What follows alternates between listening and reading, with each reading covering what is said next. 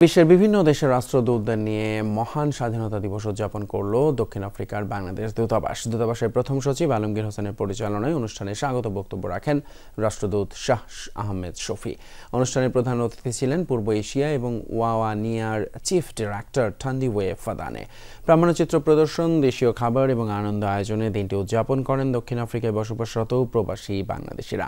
রমজান এবং ঈদের কারণে স্বাধীনতা দিবসের আনুষ্ঠানিকতা পালনে দেরি হয় বলে জানায় দূতাবাস। আমি আমার প্রেজেন্টেশন অফ ক্রেডেনশিয়ালের সময় সিরিল রামাফোসা এই দেশের মাননীয় প্রেসিডেন্টের কাছে আমি সুনির্বন্ধ অনুরোধ করেছি, অত্যন্ত বিনীতভাবে ওনাকে অনুরোধ করেছি বাংলাদেশে ওনারা যেন পরবর্তী সময়ে যে কয়েকটা হাই কমিশন এমবেসি খুলবে বাংলাদেশকে ওনারা প্রাধান্য দেন।